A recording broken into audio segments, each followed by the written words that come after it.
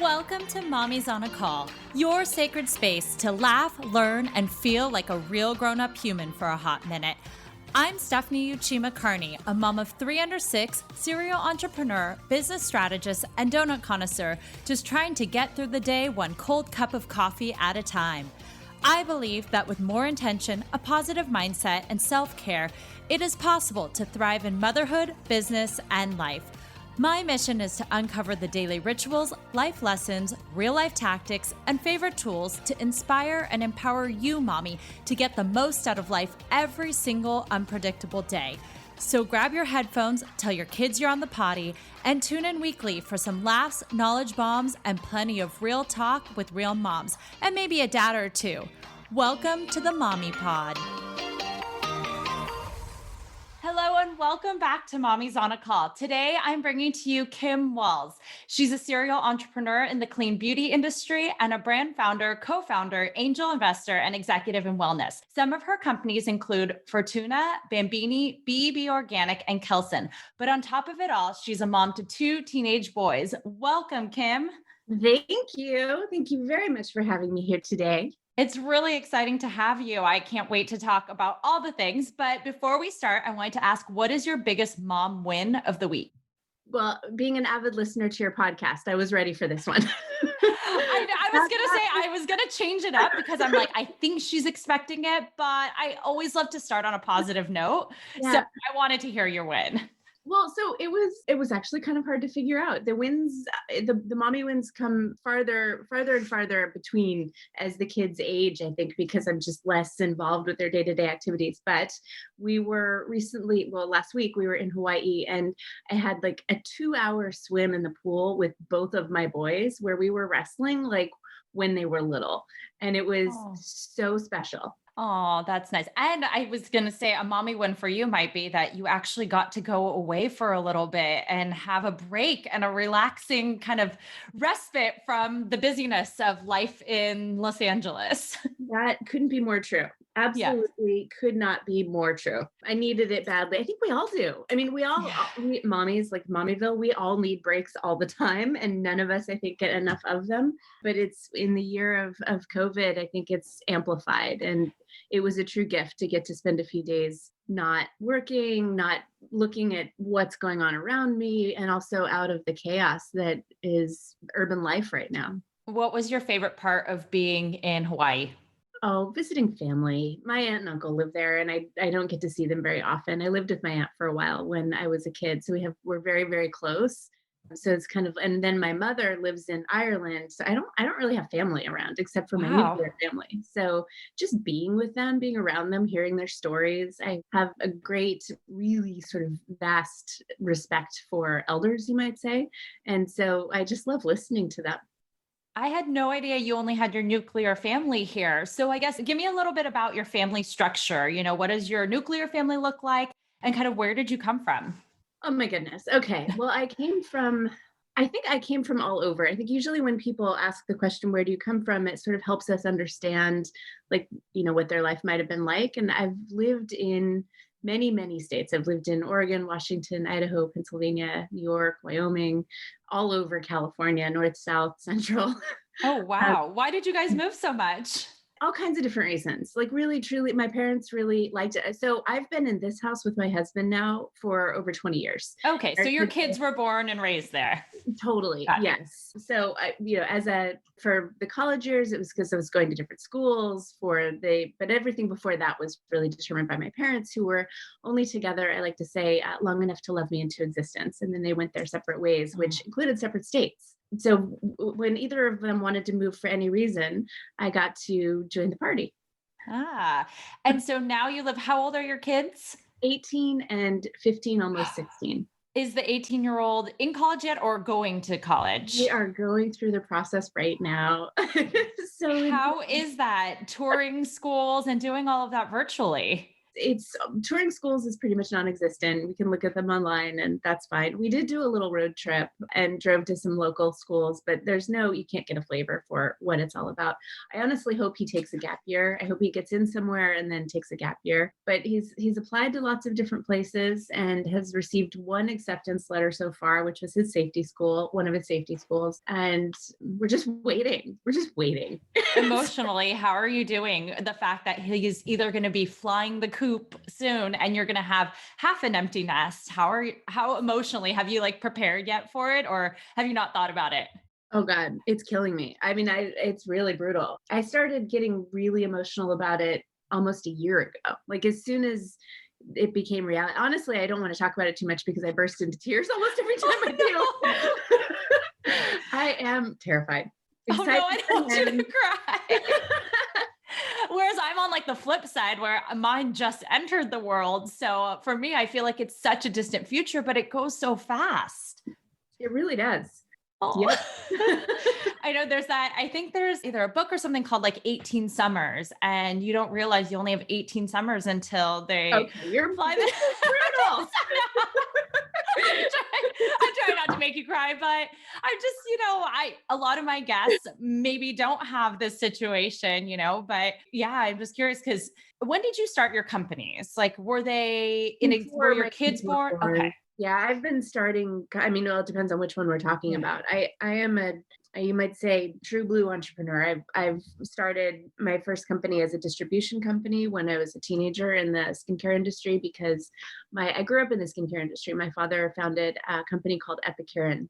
And it was really just in Southern California and I wanted to move to Northern California. I don't know why. I just really wanted to move to Northern California. And so I started a distribution company and sold his products and expanded Northern California as a first start and then international and all kinds more markets. But entrepreneurism and businesses have forever been a way for me to fulfill needs that I have that I didn't see any other pathway to fulfilling. So in that case, I wanted to move and needed to find a way to do it. And so when you were growing up, were you always in that entrepreneurial because he was a founder in something? Were you always in that mindset? And so when you went to college, did you think you were going to pursue that route? Not really. I mean, my actions sort of probably didn't line up with my thoughts. I didn't really know what I wanted to do for a career. I had the skill set of skincare and sort of building companies and a lot of influential people in my life who were entrepreneurs, from the aunt and uncle I mentioned a few minutes ago they built one of the biggest sales companies in the world. Actually, it's called Miller Hyman. The book they wrote is still taught in Harvard Business School and sort of all around the world and how to sell. And then they sold that company and now they live in Hawaii and San Francisco and Reno and wherever they want. So there were always people around me who were super inspiring in the business sense. And I think in the same way that, anyone learns to do anything through modeling, we learn a lot. Modeling is probably the most powerful teaching element for children. And I was just around it all the time. I think you mentioned in one of our conversations that you used to put stickers on your father's eye cream. And so that translated into helping your own kids, get them involved in the business. And so what are you going to do when your oldest is gone? Because tell us a little bit about the structure. Because I know that one of your kids help you in one of the businesses. So give a little bit of context about, you have 4 major companies, and I know you said 2 of your boys kind of help in one. So kind of give us a breakdown of what your businesses look like today. Sure. Okay. So, I will say that owning and running businesses is very different from founding them, very different from being on a board, they're all different. None of these, my full-time job is running Fortuna Skin. So Fortuna Skin is a brand that I co-founded with a woman named Agatha Luso. And we started that about 4 years ago, came to market about a year ago. And that's what I do day in and day out. BEB Organic it started off as a passion project years and years and years ago, really long time ago, and has a long story to it. But my family really runs that business. So it's a very sort of straightforward, simple business. There's no marketing there. It's all word of mouth. And what do you sell in that one? That is organic skincare, high performance organic skincare for babies. And so people are, I do get sometimes like, why do babies need high performance skincare? That makes no sense. Like you just give them a bath, they have perfect skin. But it's actually one of those situations where what we think isn't consistent with reality. It's sort of like my ideal self doesn't align with my actual self kind of situation.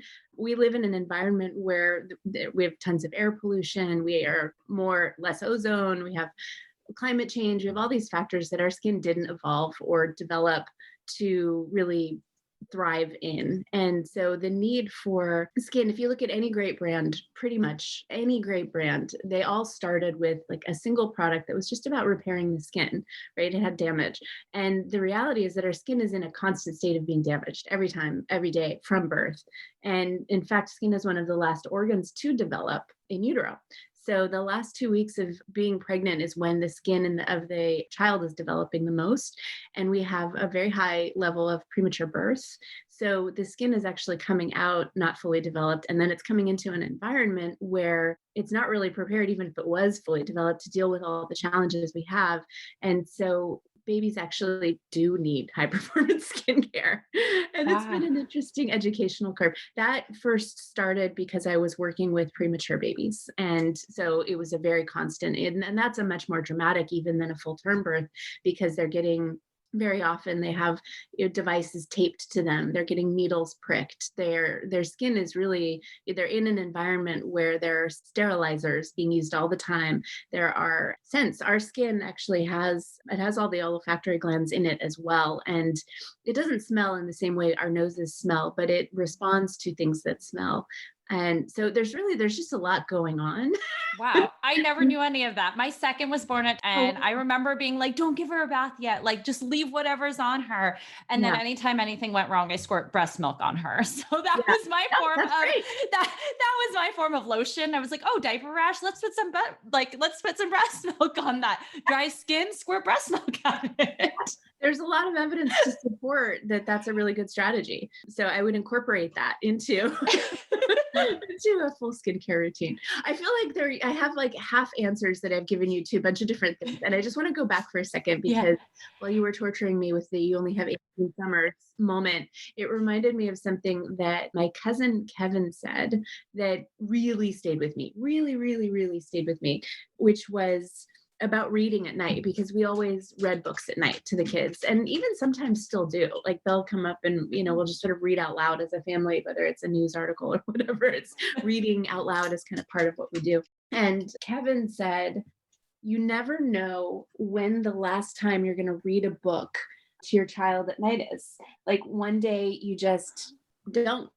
And maybe it's because they don't want it. Maybe it's because you're out of town and you have a different routine. Who knows? But you don't plan the last time you read a book at night to your child. And so much of being a parent is like that it really helped me. You don't plan the last time you're going to breastfeed, for the most part, right? If you're breastfeeding, Right. like these things, the first bite your child takes, it's not usually planned. It's like they grab the food from your fork and they eat it. Yeah, that's true. I think my second one, her first bite was a cookie. And I was like, oh gosh, we were like Christmas cookie decorating. And I didn't see her grab something. I was like, well, there goes her first food. Yeah. And breastfeeding too. You're right. Like you don't sometimes plan that. It's really easy for these moments, call them summers, call them reading moments, whatever they are, to just go by. And this is yet another reason why I love skincare and this idea of that child parent interaction in skincare so much for babies, because it's a time where there are two mindsets really, and they're pretty polar opposite. One is like the parent is intimidated by it, they don't feel confident, they are in a hurry to get through it because it's not pleasant. And this almost always comes from confidence and lack of confidence. Of course, sometimes we are just really, really busy. We can't I have to get through this because I have to put my baby to bed and this is the routine.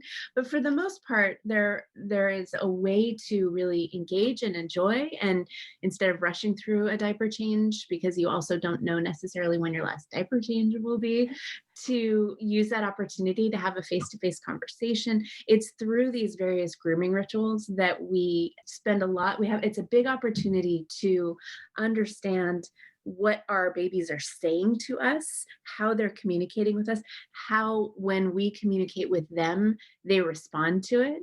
I have one kid who's total chaos, right? You can be really loud and rough with him, and you could always forever. And when I say rough, I don't mean actually rough. I just mean a much bigger energy around him. Whereas the other one really needed and wanted one-on-one connection, very calm interactions. And he's still that way at 18 years old. You like put him in a room with a bunch of people, he's, completely shuts down. But those one-on-one moments are so special to him. Point being, it's through baby massages, diaper changes, teaching them skincare routines. These moments give us time with them that's truly focused on them. And I think that's really special. Oh, and so now your kids kind of help in that business since you run full time Oh, at Paterna. yes, yes, yes. They do. Well, my husband does all the sort of finance and operations and works with the vendors and does all of that piece. And then the kids my next door neighbor, we sell wholesale and direct to consumer, but the direct to consumer part of the business isn't huge yet. It's really more wholesale. And so the kids, our next door neighbor goes to the facility where everything gets packed out. And she's the one who, and I've known this child since she was 2. We were out talking on the street one day, and she was like, oh, I just finished college, but it's COVID and my parents are a little bit older and I don't want to go work in an environment. And I was like, well, Lily, I'll put you to work. She was like, really? Like, yeah. And so the kids, the neighbors, it's a family affair. Oh, Whoever and wants how to do did you it. like always involve your kids in your businesses when you were Yes. building them? Always, since they were really truly tiny. So that story you mentioned before was my dad was very good at getting me to do things through positive reinforcement. And so he'd say, Kimmer, you were the only person who puts the labels for the eye creams and the lip balms right in the middle. Nobody else does it as well as you do it. Everybody gets them crooked. You get it perfect every time. And it made me want to do that so much. So I would spend summer after summer in storage units putting labels on things, and I was very proud of it, very proud of that, and the satisfaction, and also just what I learned just being around. I really loved it, and I wanted my kids to have that experience. So I actively, I guess it's a common thing, people say that women have trouble delegating. Not me. I am always looking for ways to have sort of self-contained projects that I can hand off to them. And, sometimes they argue about doing it. Sometimes they fully embrace it. If they feel guilty about something, they'll be like, Mom, is there anything I can do for you? So it's different every day, but it's a full-blown expectation that they will participate. And I try to make it so that they're learning something when they do it. Yeah, And look that's at the good. little one, he loves the business aspects, like when we're talking about profit and loss statements and balance sheets and, what is profit really, and what are different types of expenses, and Do you like it's walk through like oh your yeah, own ones with him oh or yeah. do you oh wow. Yeah, yeah, full on, because he's interested. I try Yeah. to tap into whatever they're interested in, and then those become moments of interaction, moments of education, times when they actually want my attention, getting back to the fact that they're, ancient and leaving. Well, and teenage boys. I Yeah. mean, that's like a hard thing to be. I feel like they'd be like, Mom, like, I don't want to do this, or Mom, but that's amazing that they're interested and they want to be involved. Well, sometimes. And sometimes it is the mom, mom, mom, but I don't give them a choice. Right? It's like a chore, in the same way that they're taking out the trash or feeding the dogs, they must participate. It's family and it's important to me. And in some ways, maybe this is a little old-fashioned, and I'll say this, but know that it's sort of with a bit of humor, like they have to earn their keep. I don't mean it like I'm trying to figure out the right words for this. I think that when kids participate in that kind of way, and this is what I've seen, it's what I experienced, they feel a sense of value.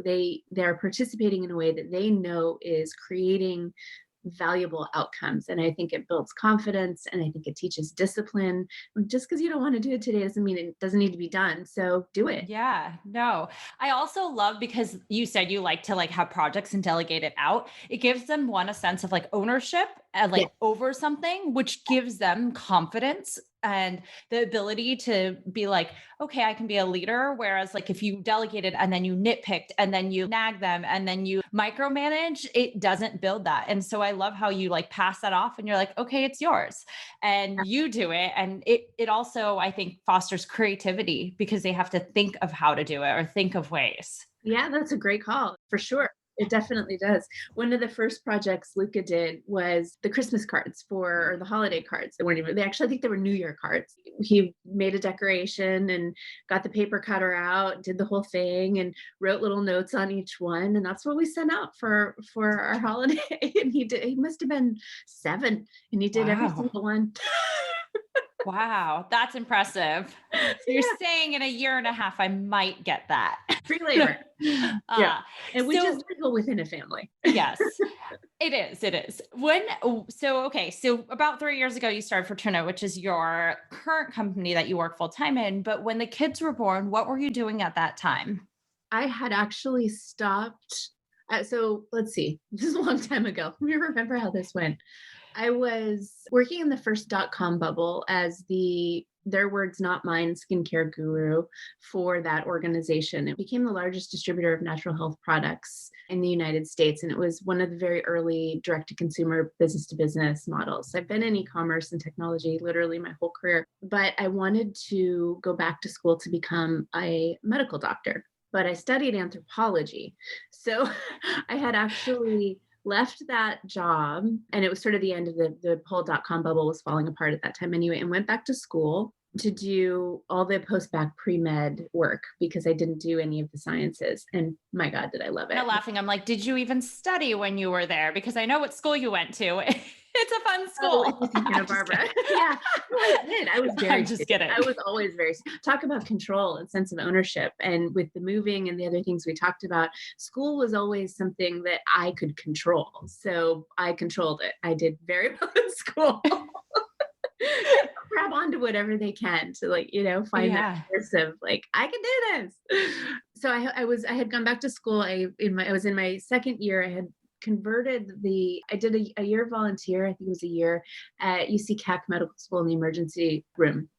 And when I saw all of the sickness that was there, it really solidified for me that I wanted to participate in preventative health instead of emergency care. And so I switched that post-bac pre-med into a master's in nutrition and have done a lot with that. But to answer your question, then I got pregnant while I was in school.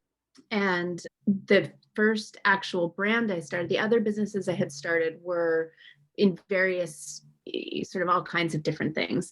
This was the first actual skincare brand that I founded, and it was based on I've been a health junkie for my whole life, and there were no brands, not any brands, not a single brand, not California Baby, not any brands that used natural ingredients that were also nice.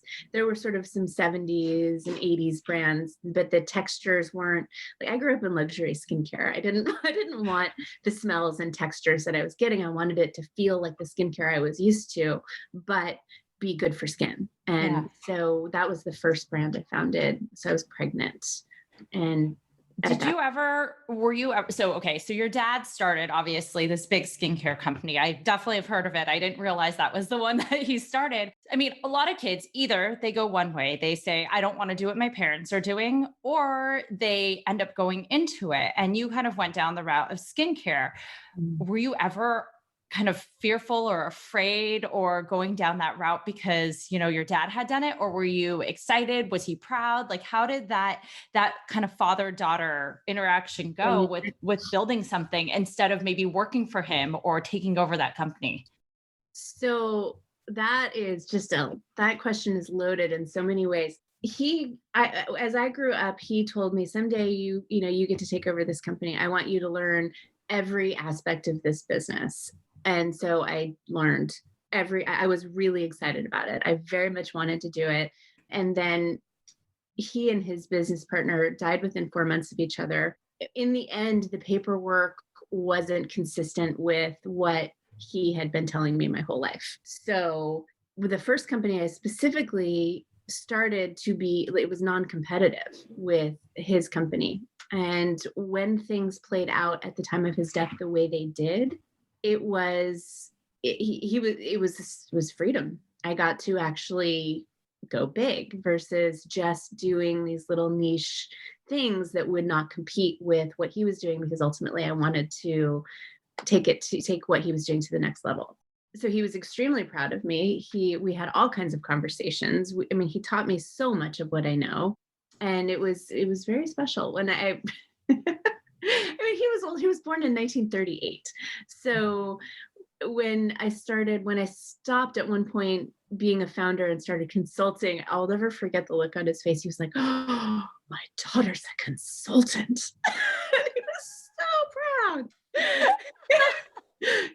He was sweet, actually. I mean, he was just the best. When he died, I went through this phase where I didn't listen to my voicemails on my phone, because the last message that had been left before he died was this one of like, "Kimmer, I love you so much. You're light. He was very a spiritual kind of guy. He was even sort of a guru to a lot of people. He had hundreds of people who sort of came with him to various locations and did mindfulness training and all these things. So yeah, he was really proud and he wanted me to be involved in it. And for a while I thought I didn't. I mean, even as a teenager, when I was like, 12, 13, I was like, "Ugh, I wouldn't use Epicure. I use Chanel." I use, whatever big brand, because I just didn't comprehend at that time. So he was really excited when I fully immersed in this industry. And I love this industry. I absolutely love this industry. And I love brands.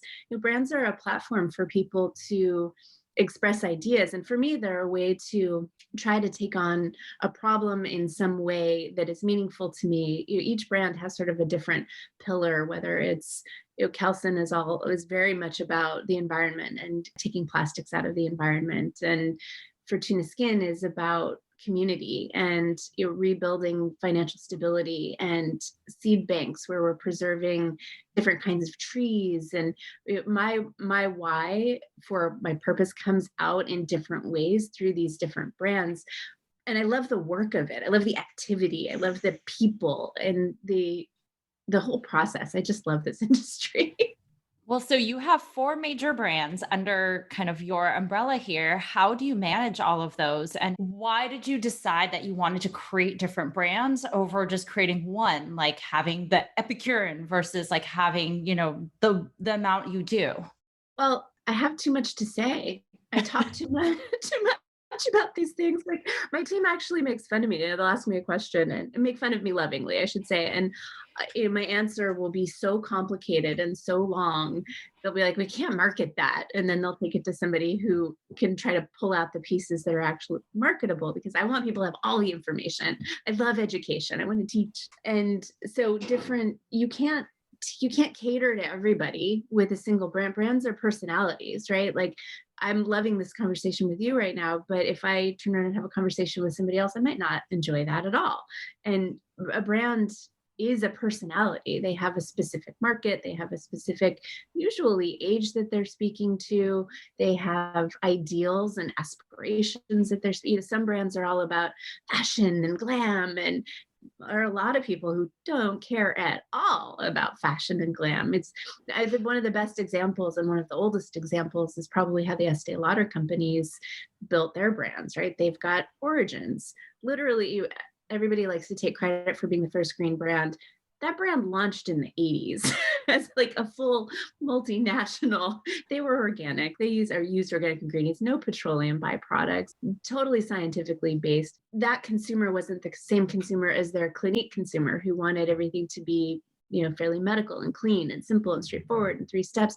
Wasn't the same consumer as their Estee Lauder customer, who was about sophistication and glamour. And, they're just, Totally true. I mean, I used Clinique in high school and I was like, I wouldn't use Estee Lauder because that is too sophisticated for a 14-year-old at the time. Whereas Clinique had the easy, like 3-step cleaning and all of that. Clinique was their gateway brand to Estee Lauder. So as consumers aged and as they developed, deeper pockets and more interest in different things, they tried to specifically funnel people from Clinique to Estee Lauder. or ultimately then to prescriptives or any of their other brands. Yeah. For moms out there who are looking to maybe like change one of their products, one of their care products, which do you think is the first they should go to in terms of like, should they change their lotion? Should they change their face cream? Should they change their, if you were to make the first baby step forward, if you've like never really done clean beauty, even though I think a lot of people are involved in clean beauty now, what would be the first thing you would change? And what's your favorite product too of your lines? Oh my goodness. Okay. So favorite products are easy. From Fortuna Skin, it's the Replenishing Balm. It is blue. It has sea algae in it. It has the feedback that we've gotten for this product, people who are Accutane users and have like peeling skin that's dry and cracked, or people there are a lot of people having post-COVID skin challenges where the skin is thinning and red, and this product, it feels like a miracle product. The feedback we're getting is incredible, and that's rewarding. Like, I love it. I use it every single night. I keep it on my nightstand, and I put on a full mask of it every single night right before I put on the actual sleeping mask to keep the light out. So that's my favorite Fortuna product. From BEB, I love the Soothing Serum. It's amazing. It protects against over 83% of blemish causing bacteria, and has arnica, myrrh, yarrow, like really sort of, that was a search for the most balancing, calming ingredients all around the world, specifically to help with blemish control. So baby acne, 30% of babies get baby acne.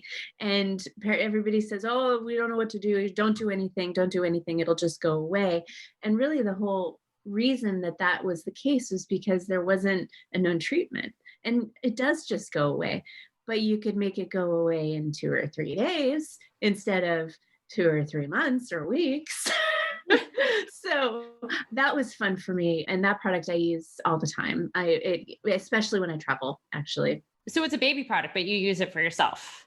Well, I do. And in fact, I then modified it very slightly and made it available under La Voage, Lavoage, which is a different brand. And the reason for that is because it's back to that idea of like the mind and what we think versus actual reality. So this particular product, the Soothing Serum, is amazing for adult skin. Any kind of my skin is incredibly sensitive and incredibly dry. And when I travel, which is a lot, it breaks out.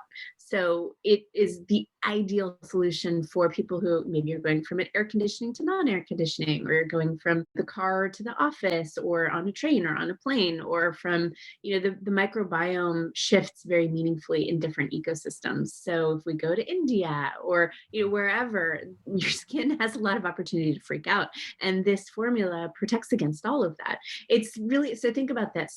When a baby gets baby acne, they're coming from an aqueous environment in utero to an air environment. So there are massive shifts and changes. There are hormone reasons for it. There's new bacteria, the skin trying to regulate with a different surface environment. Those changes are actually very, very similar physiologically to the kinds of changes that are happening when we travel. Different water, different air, it's this massive transition. So this product protects and supports through those transitions. Do you put it on before you travel, or do you just like use it when? Because I'm actually curious. My skin gets so dry when I go on an airplane and when I land, and it's always like because of the plane. And so what would one do to protect yourself when you go on the plane to like minimize all that? Yeah, La Voage is perfect. You use it leading after. It takes some time to build up your microbiome, and it's a probiotic product and probiotics as well. So I just use it all the time, basically, if you're somebody who's on the road. But at minimum, 4, 5, 6 days before you go. And then just while you're gone, it has hyaluronic acid in it as well. So it's pulling water from the air and holding it to the skin. So it's maintaining hydration, it's balancing the skin pH, it's supporting the microbiome, enhancing the microbiome, and then using ingredients that have been known throughout time in their ethnobotanical histories, like yarrow and arnica, to decrease sensitivity, reduce inflammation, reduce redness. So it's all the right things for travel. And do I buy this online? Where do I get it? Yes. Yes. Lavoage.com. Okay. Voage, which is like clean age. Lavo is sort of about soap and cleansing and then age. And the idea is coming into a new time, a future where we can have clean products, clean bodies, clean mindsets, treat people fairly. It's a very hopeful brand for me. Oh, and back to, sorry, one of my original questions is, if you were to take one product and change it out in your medicine cabinet, in your bathroom, you're like, okay, today's day one, I'm going to start. What type of product would it be? May I change the question? Sure. I would take one ingredient out, and anything that has that ingredient, I would take it out. That's even better because it can eliminate a lot of stuff. Yeah. So what would that be? It would be petroleum or petroleum byproducts. So you're saying put it every time we put like petroleum jelly on our kids or on our lips and all of that, that is not a good thing. So it's a little more, as I said, I overcomplicate things. It's a little bit more complex than that. So it's a plastic byproduct, and I am really massively against the overuse of plastics, or if we or the not removing plastics. If we can't get away from using plastic in our industry, but we can not overuse them, and we can offset our plastic use by taking it out of the environment in partnership with organizations like Repurpose Global. So petroleum and petroleum byproducts, and the way they're insidious in our lives. So from an environmental perspective, that's one reason. But the bigger reason actually really simplifies everything, which is that any company that's using a petroleum byproduct, a mineral oil or whatever, I'm trying not to say brand names. I didn't realize mineral oil was petroleum. Yes. I guess I'm not that educated in clean beauty. No. Well, so that's what keeps it simple, right? Any company that's using those things is not walking the line of clean beauty. It's not that the ingredient itself is necessarily harmful. It can be. There are known byproducts that develop. In the last study I saw said over 20% it kicks off essentially 1,4-dioxane, which is not good for the skin.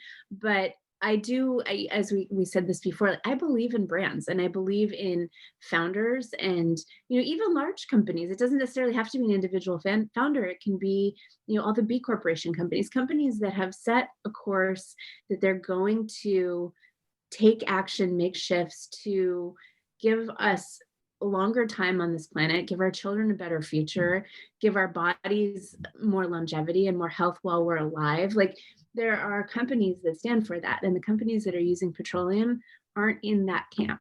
Got it. Well, makes sense. So I actually want to touch back on how you said your dad was kind of like a guru and like did a lot of mindfulness. And then you talk a lot about kind of that sort of aspect you were touching on, like you're real big into wellness. Are there any things that you do daily for yourself, or any routines that involve wellness, or any spiritual practices, or things that really help you become like a better mom, a better person? Just what fills you up daily? Yeah, I love a couple of things. There are a few things. A view. We have an amazing view in this house.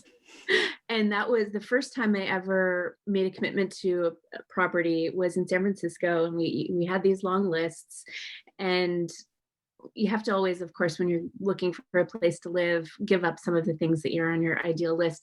I gave up view in that particular place, and I was miserable. I really was. I'd look out the window and see the street. And for me, for my body, to see really expansive space completely changes the way I think. And it doesn't really matter what it is. It could be ocean or trees, or it could even be expansive city, just being able to see far. So where did you actually live then in SF? I think I asked you this, but I'm curious. Noe Valley. Oh, right. Okay. In the valley. Yes, with all the dogs. I lived in Russian Hills, so I was kind of the opposite, but I stared at the street because unfortunately I could only afford the first floor. Yeah. Well, right? Yes. So we actually, when my husband and I bought this house, it was in a beat up neighborhood. We just got lucky. It became a good neighborhood. And the reason we got it was because of our dogs. Yeah. We both had these large dogs when we met, and we weren't willing to give them up, and nobody would rent to us with two large dogs. Unless you live in Noe Valley at the time. Yes, exactly. Yes. Yeah. So that's how we ended up with this house. So looking at the view, I do it at night and I do it in the morning. I very consciously look out and just take a minute, and it might not even be a minute. It might be a few seconds, but I do it religiously. That's one. Walks I try to do daily, and usually anywhere from an hour to 2 hours. And I might be on conference calls. I might be listening to a podcast. I might be listening to your podcast. But the walks are really, really important to me. Those are kind of the big. And then morning hugs is a big one.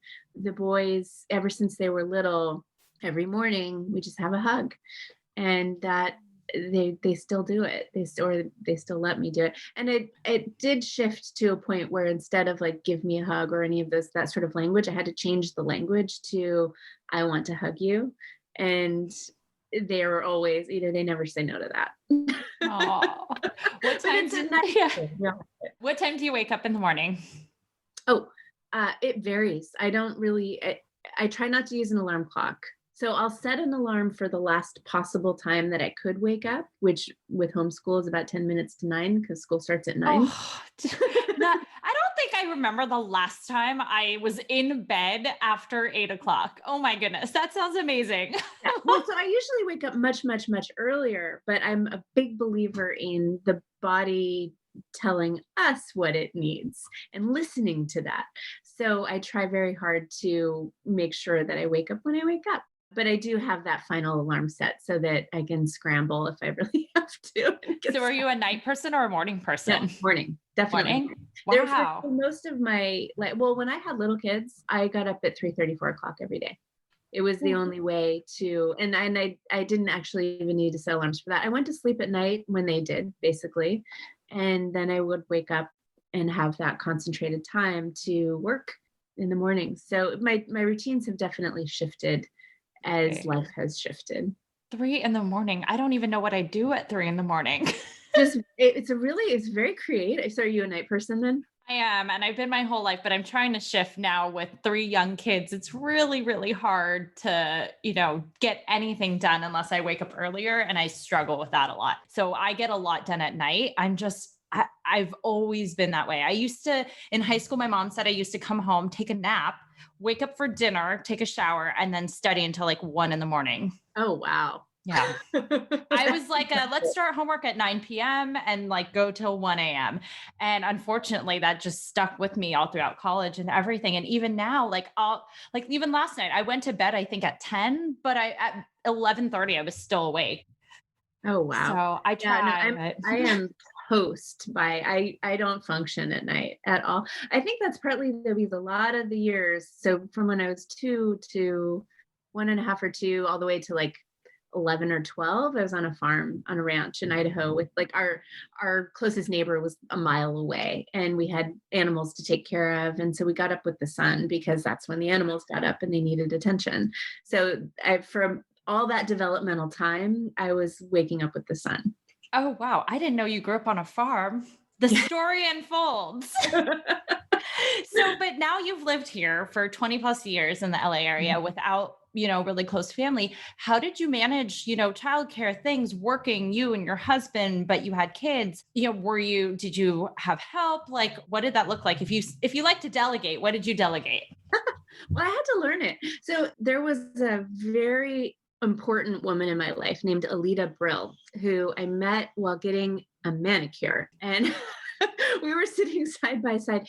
Turned out she was a very influential feminist from the second wave, or maybe she was the third wave, second wave. So when women, I guess like the 70s, she was an older lady, and she fell in love with my computer back in the days when we had these white laptops and you could put colored covers on them. She looked at it, just looking, and she's looking at me, and she keeps looking, and when you sense somebody looking at you. And finally I turned to her, I was like, do you have a question for me? And she's like, I do. Where did you get that red Mac? I was like, oh, it's not red, it's just the cover. I remember those. I think I had a teal one, but I actually had the like desktop. I had like the bubble one, iMac, or I don't even know what they were called at the time. But in college, I had it was like blue or like teal. Yeah. Yeah, I remember those. Yes. I totally remember those. So we just started chatting, and she sort of immediately figured out that I had no training at all, no awareness, no information about the history of women and in this country, and the underlying sort of things that we do and things that we hear and ways that we're treated that really inhibited the full development of a woman in business. And she decided she was going to teach me. So it turned out she was my neighbor practically. She lived walking distance away. And we started getting together once or twice a week on her lanai, which she called it, which was this little patio. And we'd have tea. And she gave me an education in women's history, which I never got in school. I was never particularly interested in it. I didn't even know it existed or what it would be. And so she really changed my life. And she gave me great tips because I did want to be a woman in business and was just, in a different way than I am now. She would say things like, when it comes to your kids in school, your kids will remember what you do with them, but they won't remember what you do with the other parents. So if you really are strapped for time, don't do things like PTA meetings where you're working exclusively with other parents. Do things like volunteer at the events and make crafts with all the kids. And that, like, when it comes to how you engage and how you involve yourself in the things with your kids, be selective in a way where you're actually with your kids. And that makes really so much powerful. Sense. And that was really, let the people who are going to run the school and run the parent-teacher associations and be involved actively in that, do that work. And you do the work with your kids, because the other work you're doing is outside of the school and outside of the home. So she made me think and prioritize about how I could accomplish building a business in my context and still be the parent I wanted to be. Well, on that note, from all of the stuff that you've learned, what would be your number one piece of advice then for women out there who do want to run a business, but also be an involved mom? So if that was kind of her tip, what would your tip be? My tip would be, based on the fact that we are still in a time of transition, and to make sure that you're working with and around people who are fully supportive of your goals, of being a parent as well as a working person, because they are not mutually exclusive.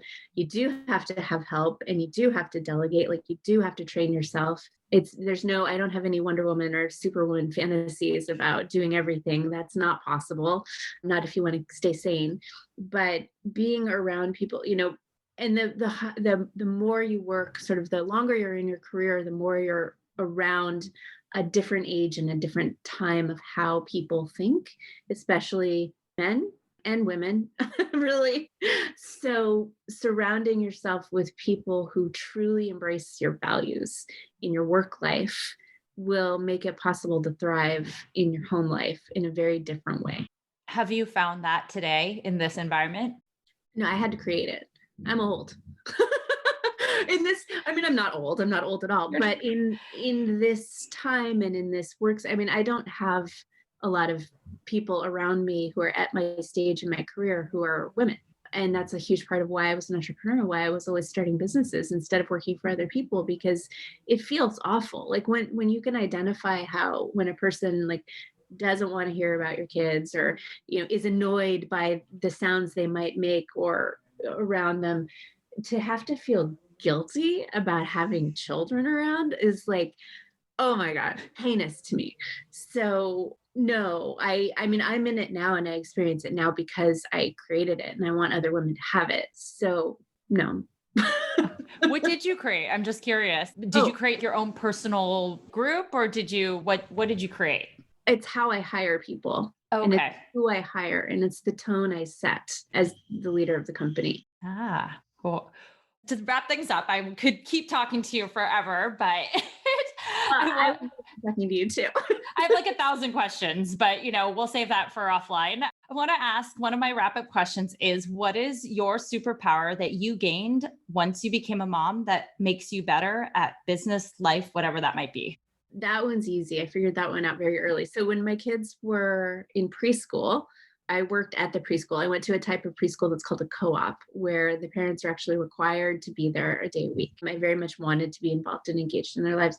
And one of the things that the preschool did that was incredibly cool was provide parenting education. Same with ours, which is quite possibly the best investment ever. Yes, agreed. Fully agreed. Best. So when they teach empathy, and when they teach to really try to understand the child's experience. It made me realize sort of throughout my entire career, and even still, I think for the most part, we're all still emotionally responding the same way we did as small children. It's just that we've learned different techniques and tactics to socially navigate. And when I'm working with people in business, I'm always wondering and trying to think about who is their 5-year-old self? What do they need? What do they want? And how can I help give them that? And that's made a huge difference in my career. That's actually really good advice. So our preschool offers classes in like positive discipline, siblings without rivalry, and just taking those and understanding like it's basic human 101, like understanding human beings. And it's amazing because you forget that. And I think sometimes I treat, my 5-year-old like he should be an older adult, and that I forget that they're 5 and their basic needs need to be met. So I like that a lot. Well, thank you. So where can we find you online, and where can we find your products? Do you sell through any like any bigger, I guess, retail marketplaces, or is it just direct to consumer on your website? No, definitely. So Fortuna Skin is at Neiman Marcus, Blue Mercury. Either this week or next week, we'll be at Saks and a couple of other, and on our own website, fortunaskin.com. And that's Fortuna. It's the Sicilian spelling of fortune, Fortuna Skin. And then BEB is at The Tot and Masonette and beborganic.com and a couple others. And I'll put it all in the show notes. Okay. You can find me at Kim Walls LA on Instagram. Kim Walls LA, KMWALLS LA, and I have a link in bio there that has all the things. So perfect. Any information about me, I'm an open book, and I do love helping women start their businesses and get clear on their dreams and things like that. So if anybody wants to just have conversations, I'm here. Well, thank you so much for joining today. I really loved our conversation, and I appreciate you being here. Well, it's an honor and a pleasure. And I thank you very much for all the great work you're doing. I love listening to your podcast. Thank you. Thank you so much for listening to this episode of Mommy's on a Call. Your support means the absolute world to me. You can find the show notes for this episode and other goodies over at mommysonacall.com. And if you enjoyed this episode or have gotten value from the podcast, I would be so grateful if you could head on over to Apple Podcasts and leave a rating and review so that we can reach and empower more moms all over the world together. Thank you so much again, Mommy Pod, and I will see you here next time.